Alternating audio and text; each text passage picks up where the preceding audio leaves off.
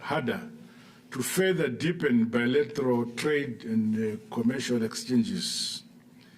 In this regard, the implementation of the areas reviewed at the fourth session of the Zimbabwe-Russia Intergovernmental Commission on Economic, Technical, Scientific and Trade Cooperation in May 23 must be speeded up.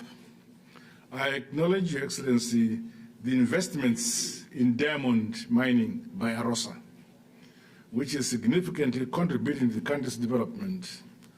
Your Excellency, on behalf of my government and people of Zimbabwe, we are grateful for the partnership between our two countries on the project of the helicopters. We look forward to the delivery of the second batch of the helicopters. As I've always said, Zimbabwe is open for business, and I was pleased to interact with potential Russian investors at a business roundtable. Be rest assured, Your Excellency, that my government is ready to welcome more Russian companies to take advantage of the numerous opportunities which exist in the agro-industrial sectors, lithium mining, energy, and infrastructure development, among other sectors. I'm aware that our two countries have signed a number of instruments of cooperation in the sectors that include mining, science and technology, tourism, agriculture, and defense and security.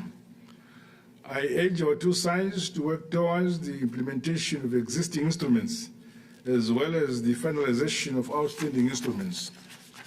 In view of the sanctions imposed on both our countries and the subsequent challenges in undertaking US dollar denominated transactions, Zimbabwe is agreeable to pursue alternative autonomous solutions and the use of alternative forms of payment for various transactions.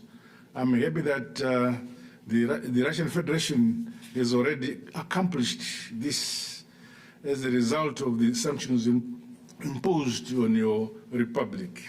Your Excellency and dear brother, allow me to convey my sincere gratitude for the donation of 11,000 metric tons of potash fertilizer and 9,000 metric tons of ammonium nitrate fertilizer. This gesture is true testimony of the friendship of the Russian Federation to the people of Zimbabwe. This further reflects your personal commitment to support the transformation of our country's agriculture in the attainment of food security and sovereignty. I thank you.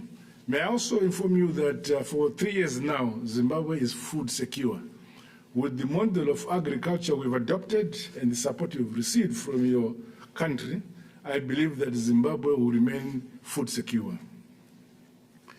Most notable is the deepening cooperation between Zimbabwe and Russian Federation in advanced science and space technology.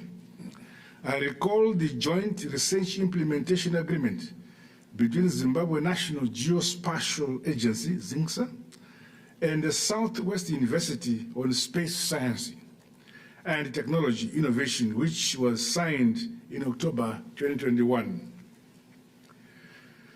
This has ultimately led to the finalization of the design, manufacture, and assembly and the testing of a satellite, ZimStat-2, under which scholarships were offered to Zimbabwean students to study in the Russian Federation.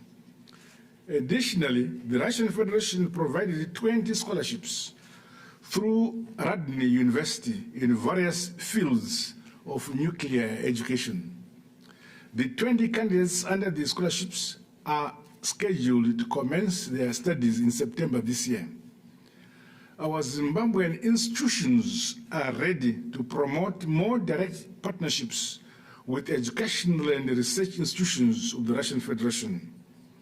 May I also, Your Excellency, mention that in the same vein, I acknowledge the support of the Russian Federation of the Museum of African Liberation Project being hosted by Zimbabwe, hosting for the African continent. In particular, the establishment of the Russia Solidarity Movement at the Liberation City. Further, we welcome the raising of the Russian Federation flag at the Liberation Museum site as an important symbolic gesture recognizing the immense contribution of the Russian Federation in the liberation of the African continent from colonialism. On international cooperation, Your Excellency, the solid collaboration between our two countries at multilateral fora, more so against continued Western aggression against the two countries, Zimbabwe strongly opposes the use of sanctions as a foreign policy tool which undermines sovereignty of nations. Zimbabwe has been under these sanctions from the West for the last 23 years. But as a result, we now think outside the box and use our domestic resources to grow and expand our economy. May I highlight that Zimbabwe intends to bid for a non-permanent seat in the United Nations Security Council for the period 2027 to 2028. We appeal for the support of the Russian Federation. Similarly, Zimbabwe submitted a request to you, Your Excellency, to join the BRICS New Development Bank. We equally count on the support of Your Excellency in this endeavor. Your Excellency, allow me to personally state that Zimbabwe is in solidarity with the Russian Federation in your country's special military operation in the Ukraine. As current chair of the Kimberley Process Certification Scheme, the KPC, Zimbabwe unreservedly condemns the unjustified and vindictive ban on the sale of Russian diamonds on the world market. We reassure you, Your Excellency, the Russian Federation of Zimbabwe support within the KPC because Zimbabwe currently is the chairman. Your Excellency, in concluding my initial remarks, I want to once again express my appreciation for this opportunity to discuss issues of mutual interest to our countries.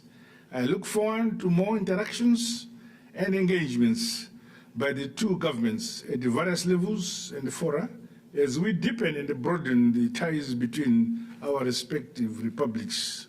I thank you, Your Excellency.